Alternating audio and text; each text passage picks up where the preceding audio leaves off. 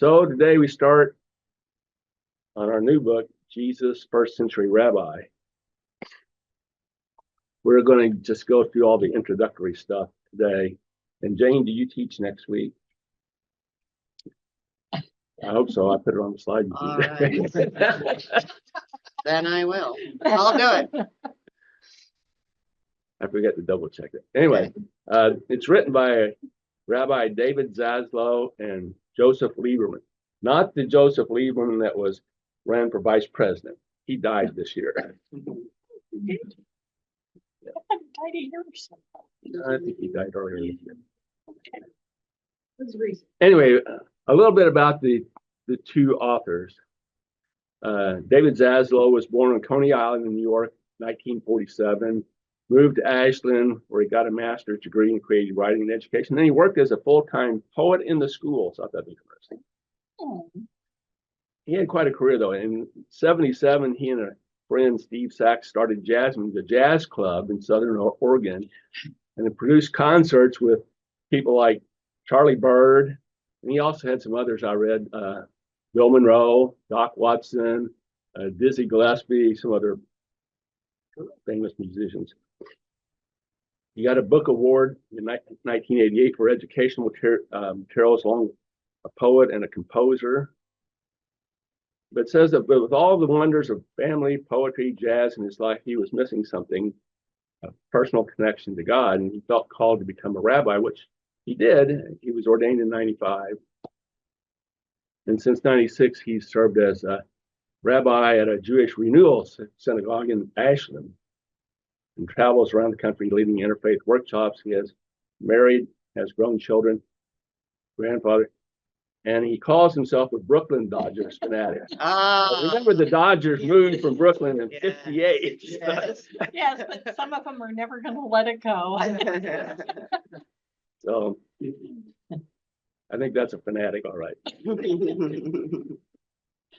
Joseph Lieberman, I don't know when he was born, but he has a bachelor's degree in fine arts from Boston University and this diploma from Sydney Teachers College in Australia.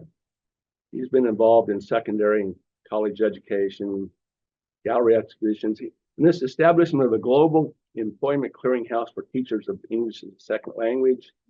He spent the '90s as a lecturer, journalist, photojournalist, and author.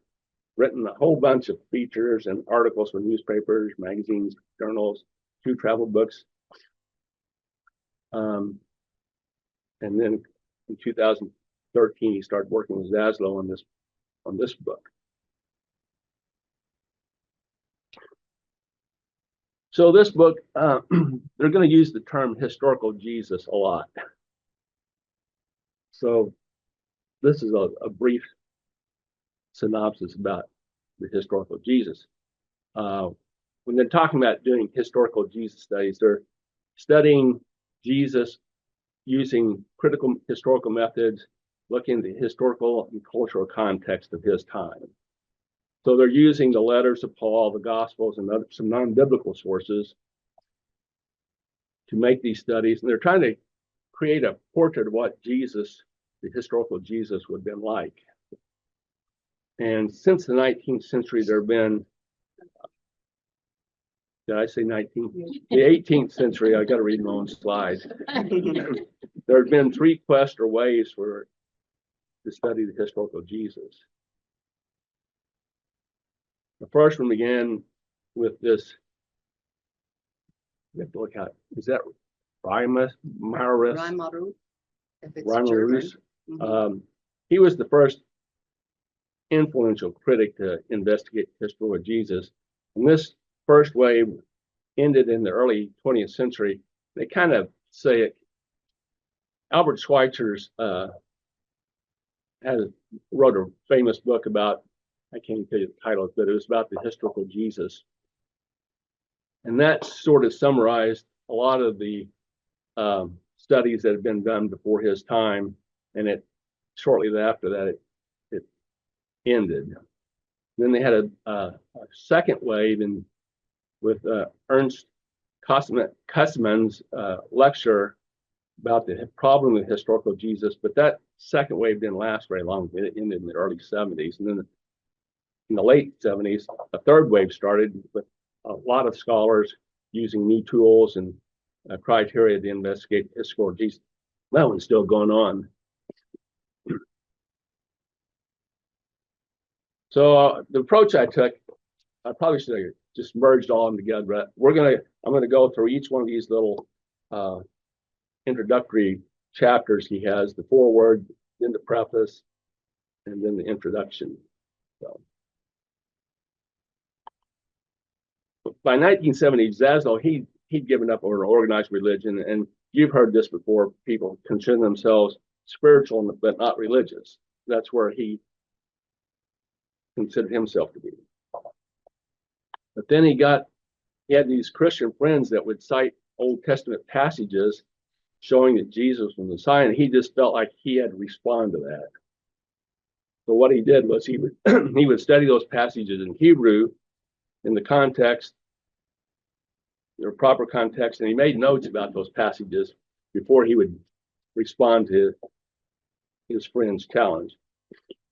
And he began giving talks about Judaism in churches and the local radio station.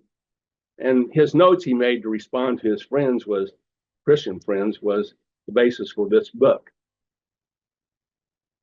So the book actually started a long time ago.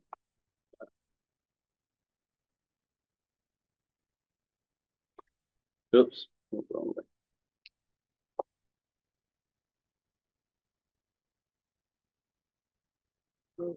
There, I'll probably get on the right slide.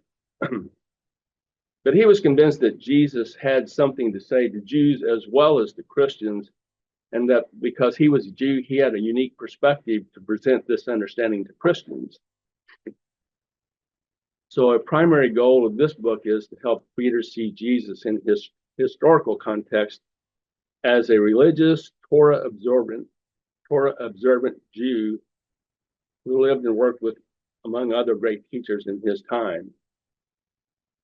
Do you see Jesus this way? Okay. Well, I mean, you see that he did everything in his power to obey every essence of the Mosaic law, yeah. Okay. But wasn't a place to have money lenders in the temple. There should have never been money lenders in that temple to begin with. Well, how would they have? There are certain things they had to do in the temple.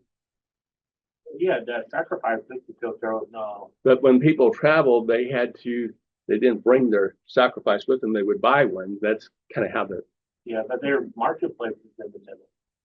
I think there were certain requirements in those, what they used for the exchange of money. But anyway, I'm not trying to defend the money lenders there.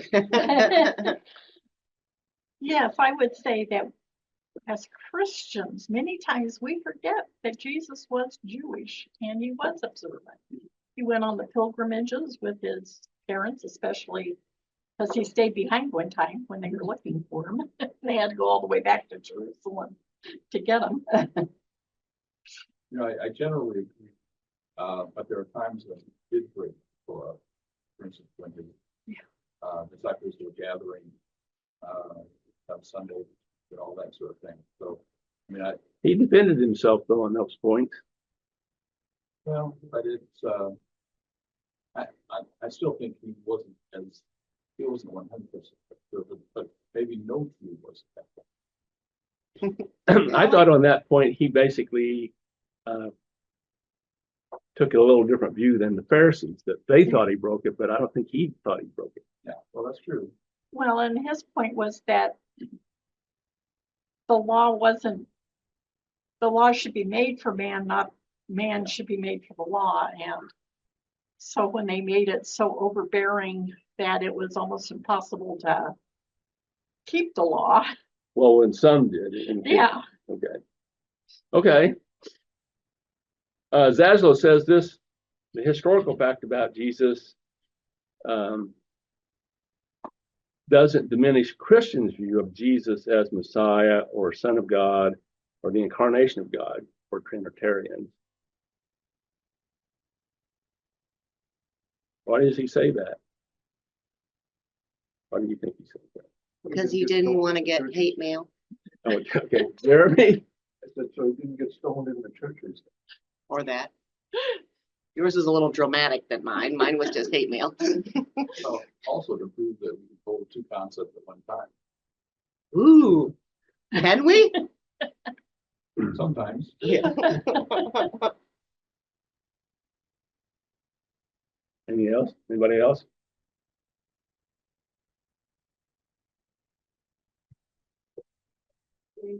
Trying to foster pressure, Okay, not decide who's right, who's wrong. That's the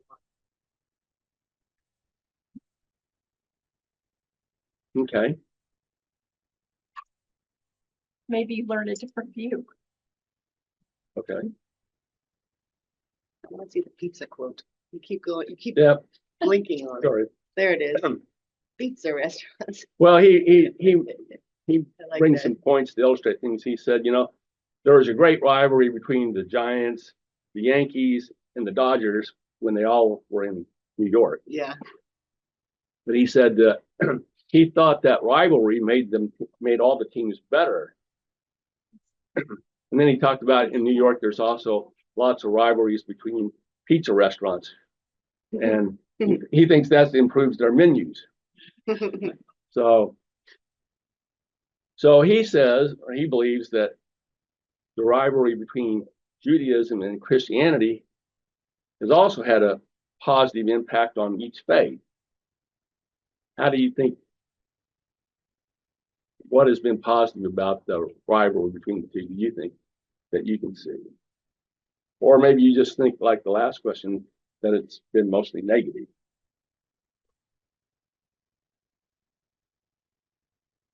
Well, inquiring minds want to know. So if you are a lifelong learner, you like to know different views. Okay, back to Jonathan's point of having a reminded person, I guess.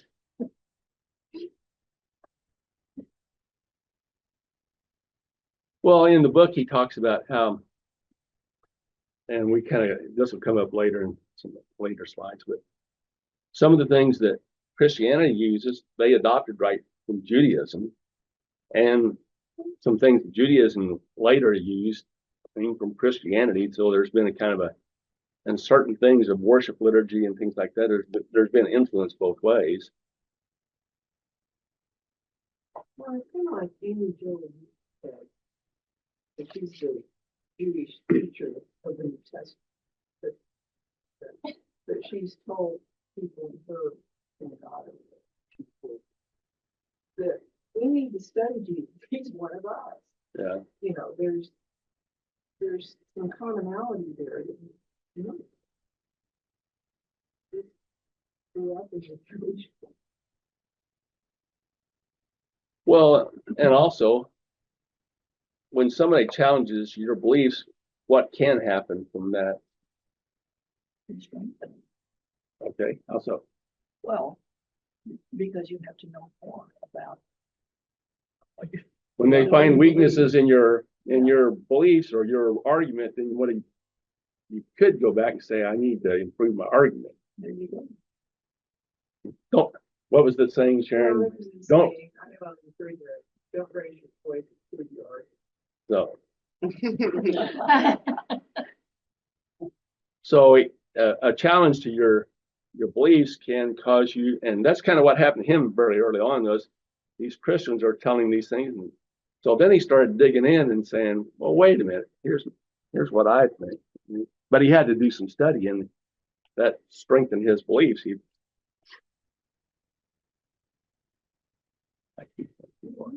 jumping Okay. around. Well, this thing's sensitive. I'm Yes. sorry. Really sensitive. So, Jesus' First Century Rabbi was published in 2014. Zaslow thought the time had arrived when Christians and Jews could have a new understanding of each other and get rid of their old prejudices. But not everyone has discarded their old prejudice because anti-Semitism is increasing. Since it's been around for 2,000 years already, will we ever get rid of it? Don't think so? I don't- hope so. I don't understand that statement because I mean, anti-Semitism is prevalent. And it's very bothersome to both, to people who are in support of, if you want to be Jewish. But I'm not sure that it's increasing. If we look at anti-Semitism over 2,000 years, I mean, we're not killing Jews the way that Hitler did. Yeah, or- I think it was at its peak in. Yeah. Well, Nazi you're Germany. going all the way back, but I think he's saying I'm saying from 2014, it started increasing again. Okay. Well, I don't. I'm not I mean, gonna I don't try know. to say Do we that, have data to support that? I'm not sure that I would accept that at that face value is all I'm saying. oh, well, I would, because at least I'm gonna go with the FBI. Or are we just more aware of it? I don't know. Now, I think they've documented that, at least like the crime statistic. So you're saying in this country? Yes, I'm just talking about the United States. Okay. I'm not trying to go back and say I'm that the thinking- Holocaust was, I'm thinking throughout 2,000 years and worldwide. And so my perspective is, sorry. I won't argue that, it's worse than during the Holocaust back in the 40s, or anything like that. Maybe I mixed my metaphor or allusion because I'm talking about 2,000 years, but I'm really, this saying it's increasing, I was just referring to the United States, what I've heard, what I've read about, crime statistics. Is anti-Semitism becoming a brand? What do you mean by becoming a I brand? mean, there's anti-Muslims, there's anti-Christians, there's anti-Catholic people, every religion has someone or some group that's against that religion. Mormonism. Well, I think the word. are you talking about anti-Semitism- disagreeing with, or are you talking about attacking? Well, you're right. There's been plenty of attacking of other religious groups. Well, Over I'm the not gonna years. argue with that there has been My point Islam. is anti-Semitism, the word becoming like Kleenex. Like I'm an anti-Semite. I And like I'm against branding this guy, yourself. that guy. Well, and I'm just throwing that out. I don't know. I think I mean, it gets all the press lately. But there's plenty of it for every. Well, there has been an increase in the neo-Nazi groups and the groups that are wanting to have purity in this country, like there was in the early days in Germany. And that's what's kind of scary because it has been growing and seems to be growing in the younger college age population. Young men have been going more into that group. So, it's kind of worrisome to see the way that things are kind of moving on. There are, I'm not gonna argue with you. There are other groups that are being discriminated against. But since he's writing a book about Judaism, Yeah. Christianity, he's gonna talk about that. Well, Charlottesville was pretty exploding. Yeah. That was a recent, I'm very visual sorry. event. And I was gonna say, social media, it can be good. You can share wonderful thoughts, but it also makes it okay to appeal to the darker angels of people. Anonymity Yeah. helps a lot with that. Well, I think that's what this book is kind of about is, You missed us. Sure. You gotta go back. I'll go back. is having interfaith encounters. I think that's what he's been leading these, traveling around the country, having interfaith meetings.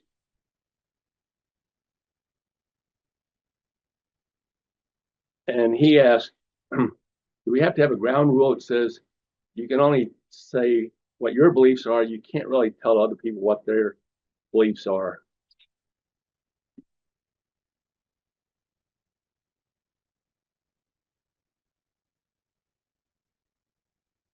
he had some encounters. He talks about, we'll come up from across this later in the introduction, where he talks about one of his experiences with trying to explain what Christians believe to Christians.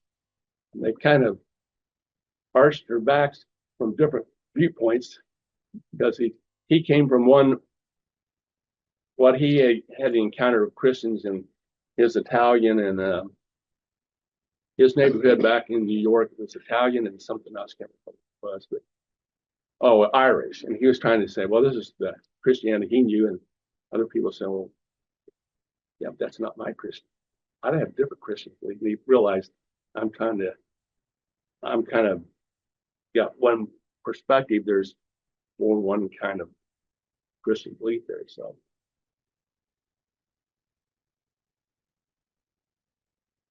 do we criticize others' faith because trying to lower them makes us higher? Or? I actually have struggled with that question my entire Christian life, because even starting out as RLDS, we were told that we're the one true church, and we have more knowledge than anyone else, and that we have the job to go out and tell everybody that we have more knowledge than them. I was always uncomfortable with that. Yeah. And then here we are, many Christians will say to me, my job is to go out and make people Christian. That's, that is the Great Commission. And I just have always been uncomfortable with that. And we've talked about that in this church a lot. And I just think I embrace understanding somebody else's faith more than criticizing it. That's not necessarily a good thing to increase your numbers. Well, I think that's what's happened. We criticize what we think others believe. We aren't always knowledgeable what they believe. That's a good point. That's Christians have done that for centuries against Judaism. Yeah. Baby killers, Yeah, Christ Jesus killers, all killer. that kind of stuff. yeah, That's not what Jews believe. right. Okay, Jonathan, I'm going to call on you. Next question. Since you're in the back row there, Yes. can the mystery and riddle of one Jesus and two understandings ever be reconciled? Since you were talking about holding two thoughts in your. Well, yes, it can be.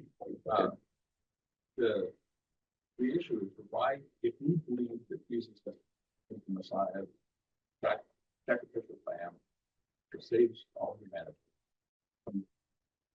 why do we then have to knock down Judaism? Because they have a different path to salvation. Same thing applies to Buddhism, Hinduism, others.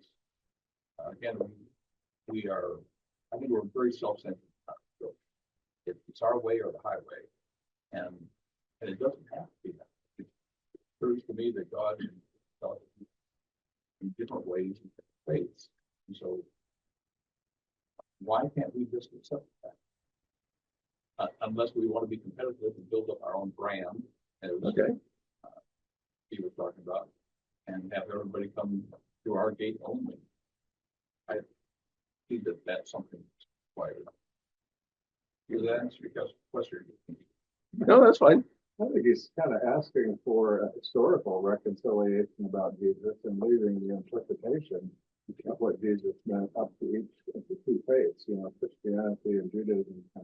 They was, but what do we have in common if we're looking historically at this person who is part of both faiths? And I think we're doing that in class. We've done it several years now with our willingness to read books by Jewish theologians and kind of look at their interpretation of some of the New Testament and consider it in new ways. So I feel like we're moving in that direction.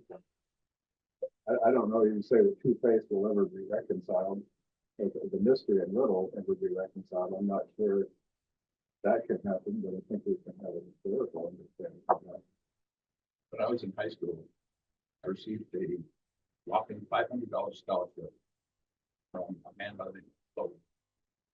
And Frederick Loeb and his wife Stella, for an elderly couple, gave money on the radio station, sold it, all this. He was Catholic, he was Jewish.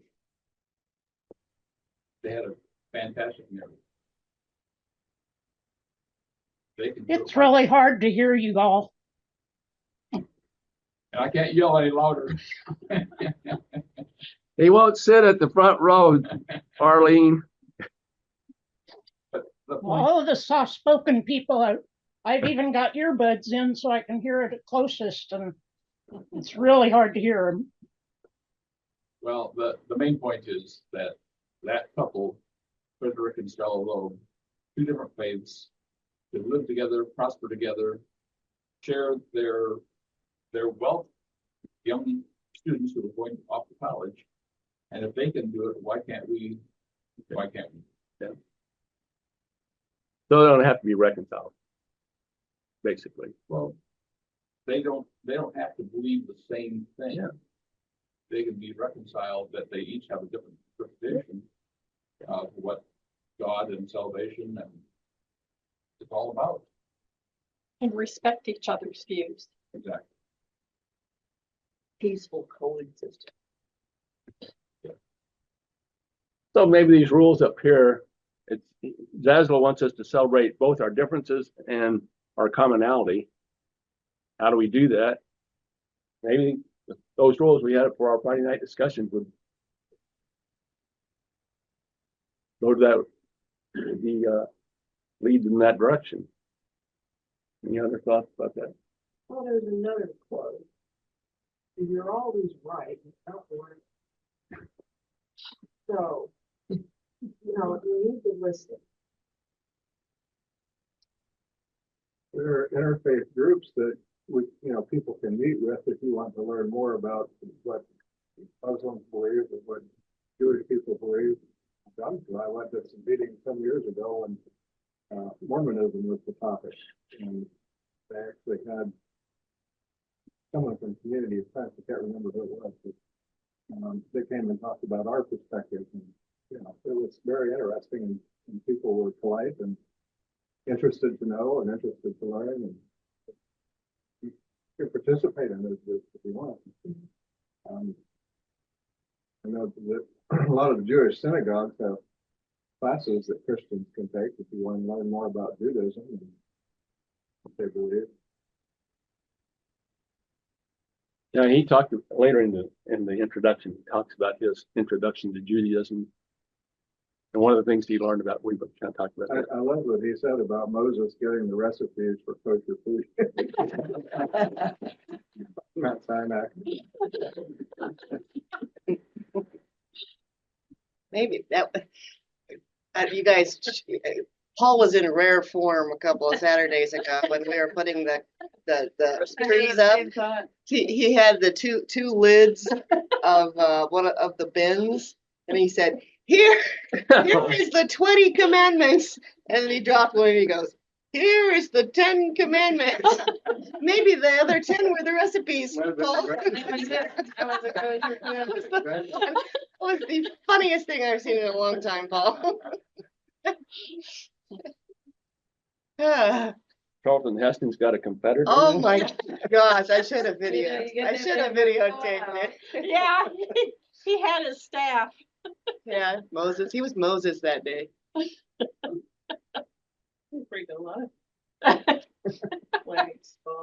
That's true. We had a good time. Come out and decorate with us. That's right. Break some Christmas balls, unfortunately. Shane and I had a contest to see who could break the most Christmas. I broke the first one again. I know. So this book is for Christian and Jewish friends who want to learn more about the Jewish roots of Christianity. And he has 4 books that he recommends that we read besides this book.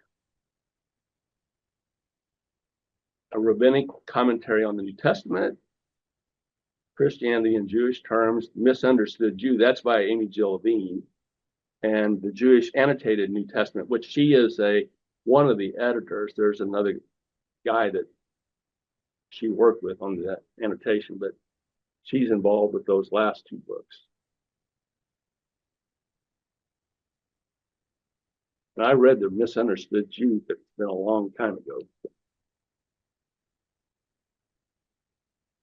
So what this book is not,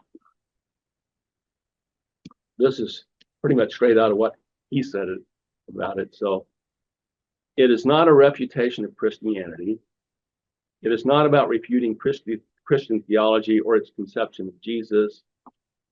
It is not about refuting Christian ideas of the Trinity, Jesus as Son of God, Jesus as one with the Father, or Jesus as mediator. It is not about refuting Christianity's ideas of forgiveness, salvation by grace, baptism, and remission of sin. It is not about denying New Testament miracles such as Jesus walking on water, Jesus' resurrection, etc. What it is about clarifying aspects of the historical Jesus life, the Jewish Jesus, the first century Rabbi Jesus.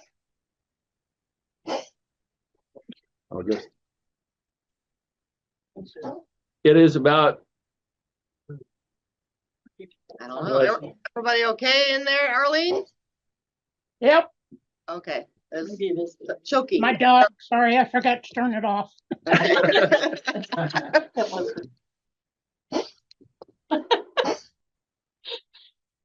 It is about putting Jesus' teachings into their proper cultural and religious context. It is about the historical Jesus, Jesus the man, Jesus the Jewish man, and the rabbi. And it is about the ideas, theology, scriptural passages, and eschatology that the historical Jesus, again, Jesus the Jew, Jesus the rabbi, believed. And he concluded, we already said, the historical Jesus belongs to both Christians and Jews. What does the word eschatology mean? End times, In, yeah, Yeah. end time.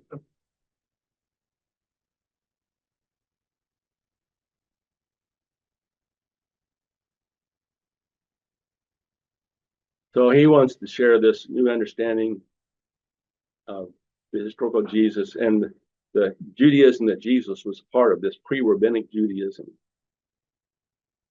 I thought this was interesting, this part in his book. He said he was amazed that he thought he knew a lot about Jesus' daily spiritual life because Zaslow himself is a practicing Jew. And he mentioned this one specific thing where he talks about in Matthew, Jesus blesses the loaves and fishes. And he said he thought he knew what the words of his likely spoke. He said, isn't it ironic that every practicing Jew today knows the words Jesus likely spoke when he blessed the loaves and fishes, but few Christians do. And he recited that blessing that Jews use for blessing food. So I think, wouldn't it be great if you could have a practicing Jew's knowledge of Judaism so that would enhance your knowledge of the historical Jesus? I think that would be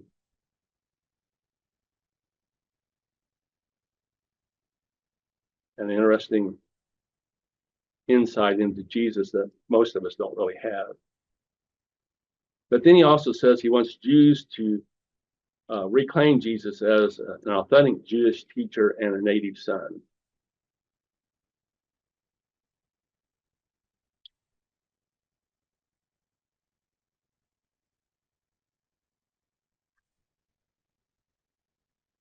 So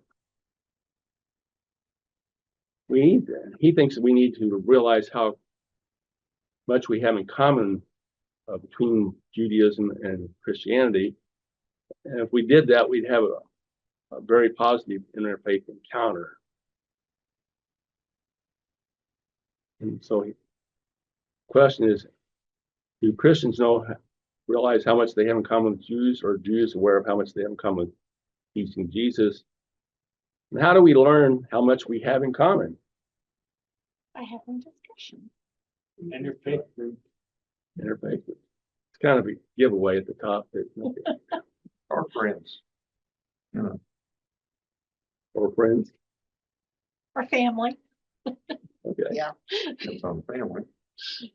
Depends on the friends, I guess. Well, I would imagine that all of us have Jewish. Acquaintances probably more. Acquaintances, whatever. Friends. Yeah. friends, Some are at least. friends, some are. I have some friends, but not many. You all know, Betsy is one of the best friends I've got. Yeah. And anyway, but That's the apple bomb. Yeah. I've been there. He's the- and So my, she's more than willing to play for a Good Friday service. As long as there's money involved, right, North? Sorry, As long as there's money involved. No, that's what is that? That's a race. anti-Semitic. I know you're being droll. Well, and in my case, I had in-laws. Okay, so my ex wasn't a very good example of an observant Jew. He had his own view of Jewishness, but his middle brother, his daughters were really involved. So most of my Jewish knowledge came from his nieces, or his one niece, his oldest niece. I'm going to get into a little bit of artwork here, but Zaslow says most Christian art de-Judaizes Jesus. And he says, if you look at paintings, the only Jewish looking people are in Christian art are those who were opponents of Jesus. So why is that? I mean, I wondered, is it because most Christians believe that Jesus left Judaism? So Jesus is not depicted like a Jew then? But that, Well, early on, they made him more European looking. Blue-eyed thing? One of the blue eyes. And Jesus. yeah, Blonde. blue-eyed Jesus, blonde.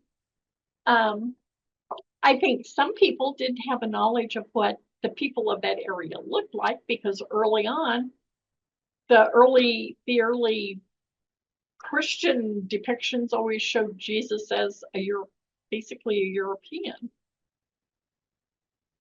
I made a crusade. Yeah. Well, if you look at a lot of religious art, I mean, they even dress the characters in the painting in the dress of their day. You know, if it was painted in the 1400s and they wear, those kinds of outfits. And I think it's a lot of, you're right. Nobody knew what Jesus looked like, so they interpreted it based on the people that were around them.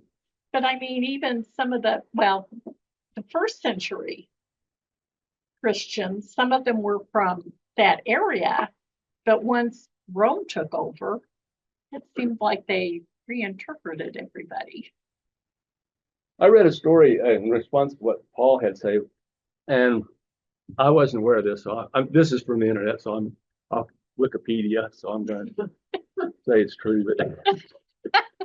But this guy in the 1800s, he wanted to paint a realistic portrait of Jesus and his family.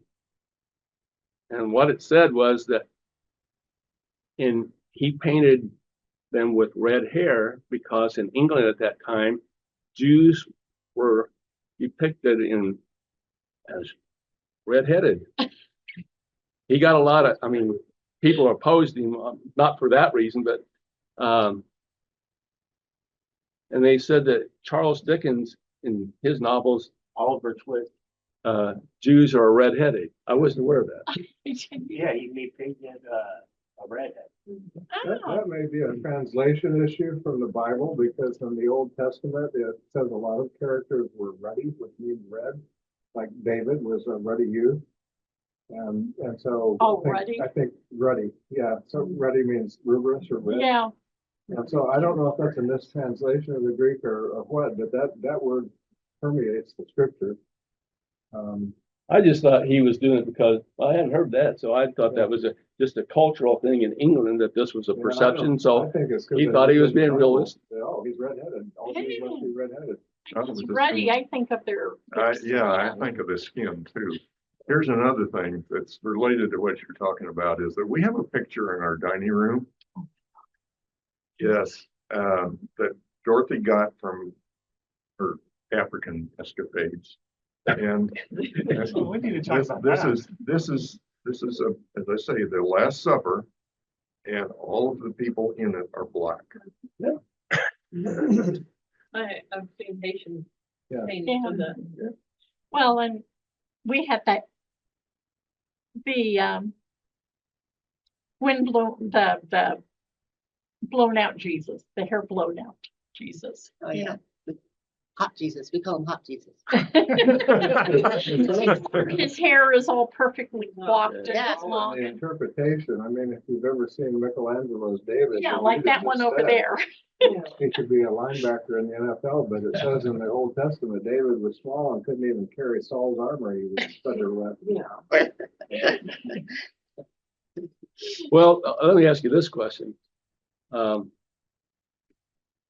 There is some typical Jewish things. Have you ever seen Jesus depicted wearing fringes or tzitzit on his garment, or these teflon phylacteries on his forehead and arm?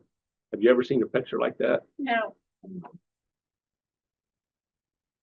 So here's kind of like what we, right over there on the wall, we've Oh, got there the it same is. painting.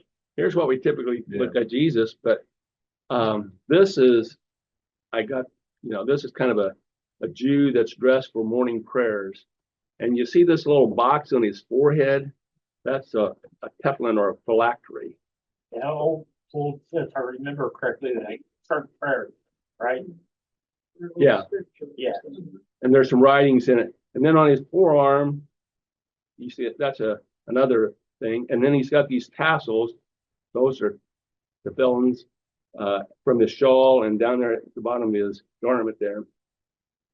But normally we don't see those Jesus ever wearing any of that stuff. I've really seen it, at least that I remember.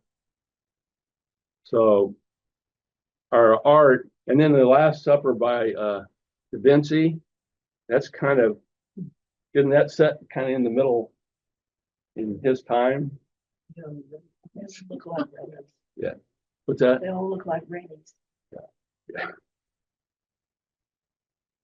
So I just, there's some Christian art that kind of de-Judaizes Jesus typically.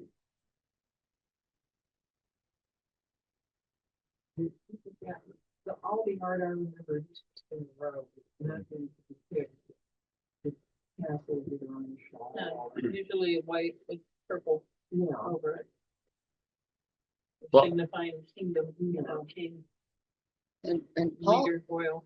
Paul got his picture taken with Mormon Jesus. Paul's favorite portrait. We saw the Book of Mormon. We saw the Book of Mormon, Okay. and Paul went and got his For picture that- taken for with that $20 donation, I got to get my picture. with Mormon Jesus. You want to see Mormon Jesus? Can you see him? Not really. I'll bring him over. So I remember reading the story about the woman who touches, in my Bible it says touches the hem of Jesus' garment. It But- glows.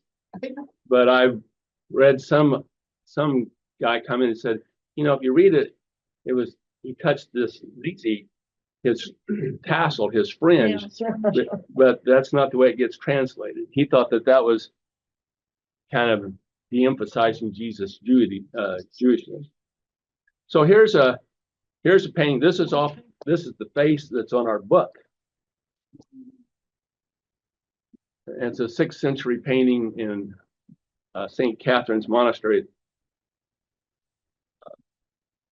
depicting Jesus.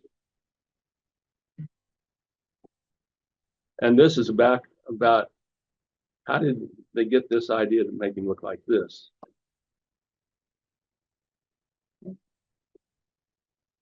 So it shows Jesus, long, straight, black hair, short beard, brown eyes. They were saying that this is the way Greek gods were often depicted, long flowing hair, beards.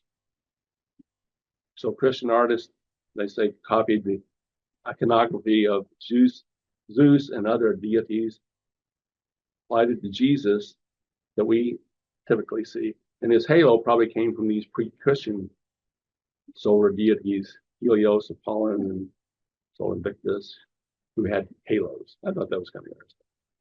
Why do a lot of the old pictures have Jesus with the two fingers up? I mean, I realize that's a blessing, the Catholic priests do that, but do you know where that came from?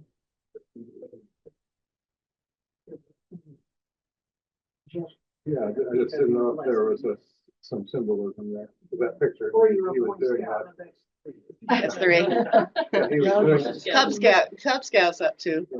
but Jesus was doing that in the Right, in picture the you picture. showed.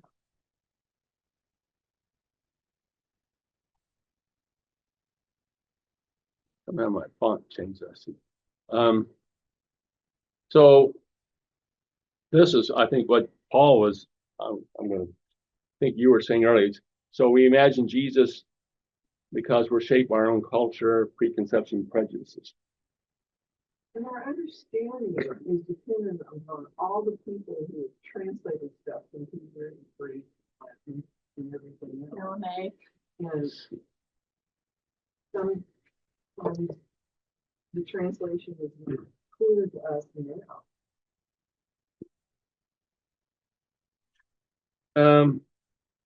I guess we got enough time to read this. Here's what Brad Young wrote. I was wondering, this is on page 21. So is there anything here that surprised you? He says, and he's a New Testament scholar. I think he teaches down at Oral Roberts, but I think that's where he used to. Because although Jesus was Jewish, his theology is sometimes treated as if he were a Christian, but Jesus never attended a church. He never celebrated Christmas. He never wore new clothes on Easter Sunday. His cultural orientation was deeply rooted in the faith experience of his people. His teachings concerning God's love and the dignity of each human being were based upon the foundations of Jewish religious thought during the Second Temple period.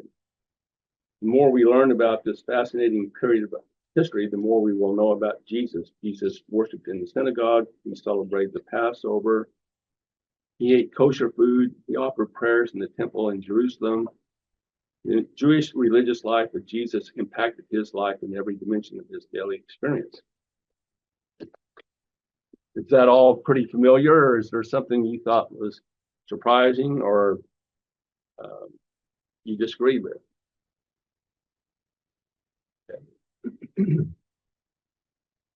Can I go back? The But significance of the 2 fingers, according to a couple of things I've looked, it has to do with the duality of Jesus as being both fully, Human.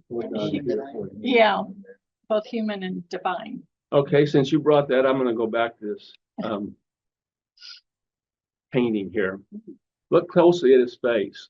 And maybe you can't see it that well because it's kind of far away. But what do you know? Do you notice anything about his face? Oh, his left eye's kind of checked up. Yeah, Not yet, not yet. Okay, his face is not symmetrical.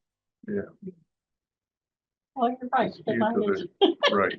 There's things on the left that the eyes are different. His nose is They different. get it up and try to make like one side appear closer than the other. Anyway, Yeah, Oh, true. so one is more perfect, the other one is more human.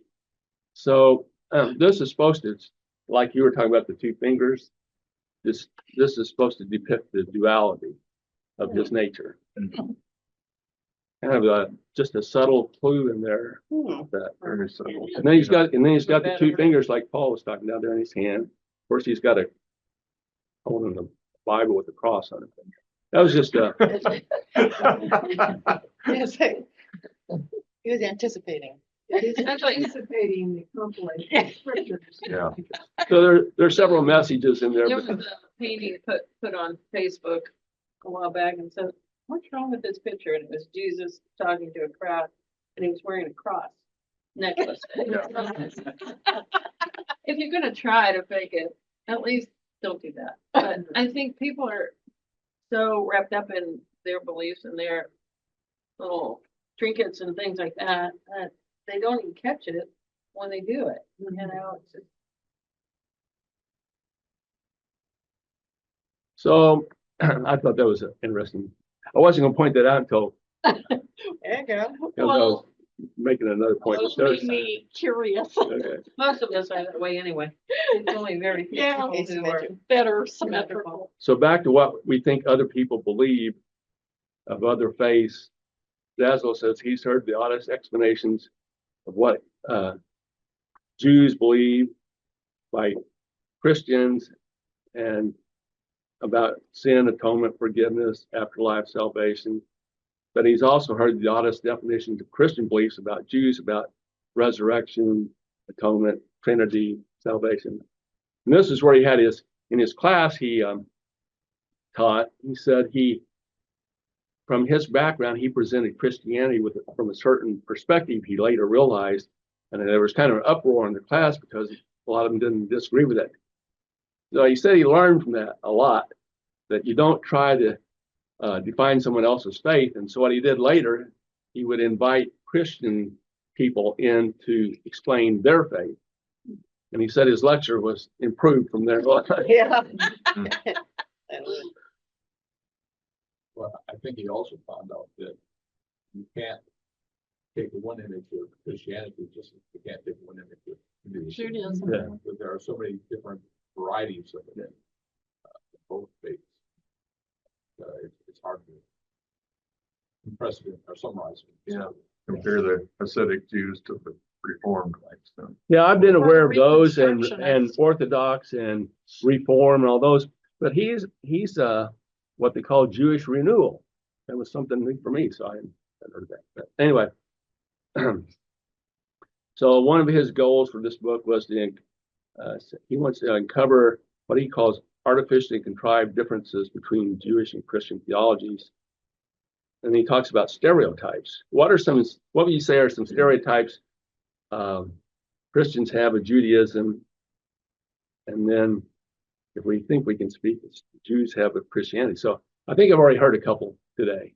Yeah. So they're kind of in a joking fashion, but a lot of it's widely held. So what would you say? What do you think? When somebody says, Yeah, the whole money thing is a big one. Yeah, Okay. a verb, it can be a verb.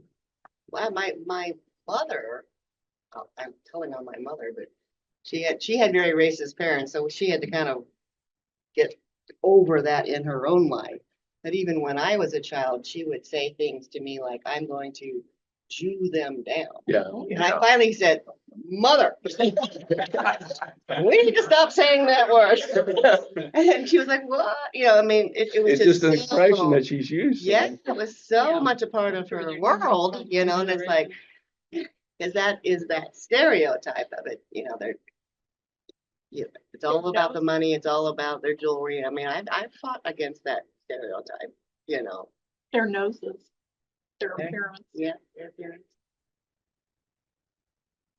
I had a The big- language is powerful, we all need to think about. My things like father thought he expression. had a big nose, which is bigger than. Yeah. yours. Speak up. Say And that the again, way the wait, language wait, of the context of it. say that again, Sharon. Language is powerful, you need to think about expressions that you Yes, can kind of yes, analyze, is this a good phrase or not? yes. Being from a color, I can tell you there are a lot of negative images. First thing that comes to mind, Indian. Mhm. And we just say a lot of that stuff without thinking about it, and I think we need to edit some of our expressions. Yeah, Find a better way. think of the term of Indian givers, which is actually a positive thing. It is. This is something where you go to a powwow and they'll have bring something and they give it to somebody else, and they keep regifting. I know that The now, original. but as Yeah. kids, we didn't Yeah. think of it that way. Right. That's the key, is to learn the origin of the term, and then you realize it was positive. Biggest Indian givers of all this. States giving the Indians their land. Yeah, right. And then taking it back away. Yeah. To give it back to the little tiny spaces. Yeah. Mexican stamp. Mexicans. So here's stereotypes of Judaism: arid, legalistic, graceless, devoid of faith. Well, I think, Devoid of faith. I've never had that one for No. Judaism. well, that's what. So a lot of us, we talk about the law, and it always comes as kind of a negative term. Yeah. But Zaslow says it would be better, and he thinks I think he says in there, it's better translated as teaching, which changes your perception of that. So how about Jews? He says Jews stereotype Christians as individualistic, otherworldly, unconcerned with doing good works, and exclusivist with regard to salvation. Well, that's, yeah. They credit us with control of that. Say that again? They credit us with control of that. Oh,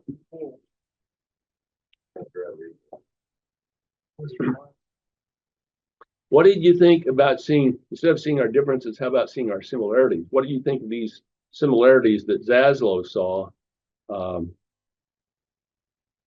between Christ and Torah, Jesus suffering, every righteous person suffering, Jesus as Son of God, where everybody enters the kingdom of heaven, or every person as son or daughter of God, where everyone enters the kingdom of God right here on earth. This one, that one, there kind of seems a little bit to me match up with community of Christ.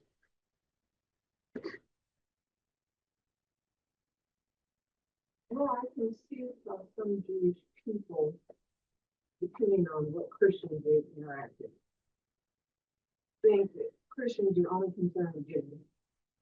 And I've met a few that I think that's all they're concerned with. And if that's the only Christian,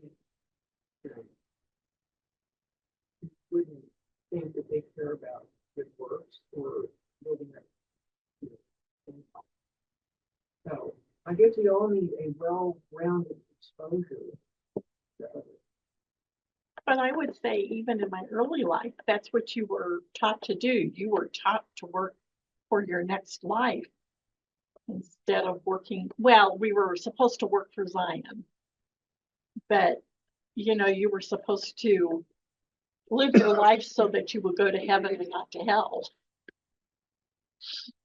Oh, it was interesting that he equated Christ with the Torah initially. I mean, I understand those things are each the center of each of the two religions.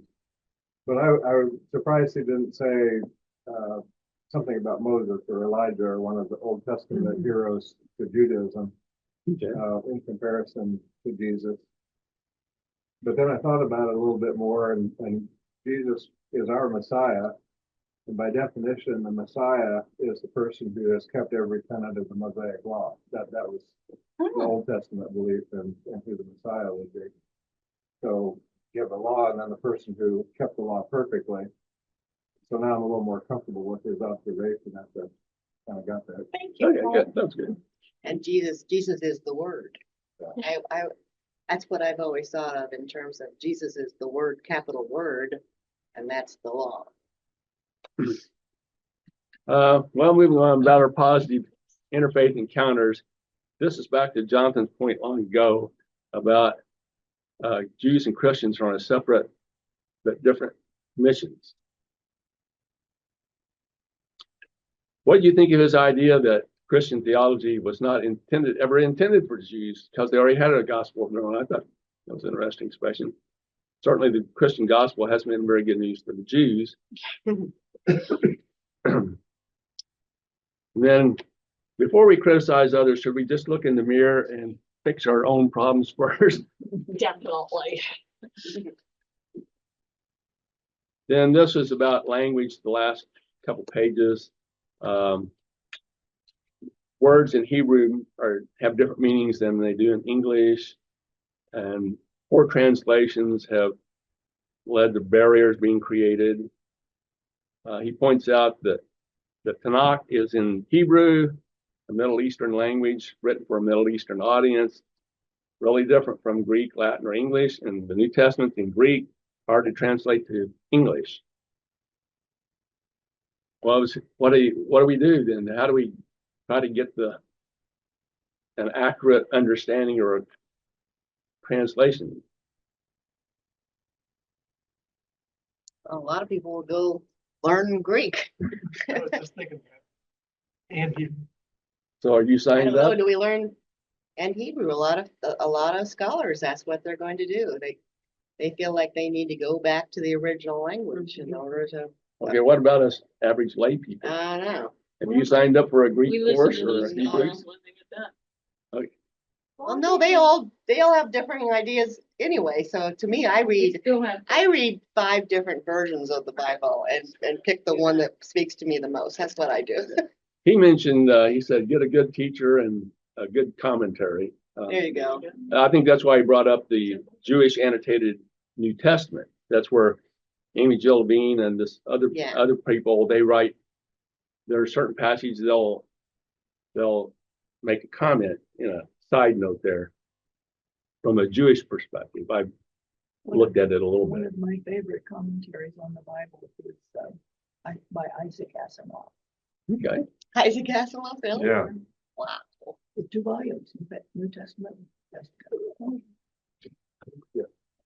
Well, we're about out of time, or we are out of time, so I'll just, he likes the terms Elder Testament and Younger Testament instead of Old and New Testament, because Oh. elder shows respect for Jewish scriptures. Yeah, that's nice. I like And I'm passed over, and he said, the Old Testament's still a New Testament for the Jews. that. Well, we're past time. Is there anything that I didn't cover you thought was noteworthy that you found in the preface, forward, or introduction? Anything that stood out to you? Okay, I'm thinking Jane's going to teach next. We're going to start on part 1, the Jewishness of Jesus. And chapter 1 is shared roots. Since it's not very big, I'm thinking I should do the Jewishness of Jesus 1 and 2. A Jewish text. It only goes to page 35, so is that okay with you guys, or should I? I'll try. Let me just put it that way. They read it. If you're just reading, read the whole, It won't hurt you to Chapter, read the both Jewish- chapters. the Jewishness of Jesus, and I'll see how far I get. How about that?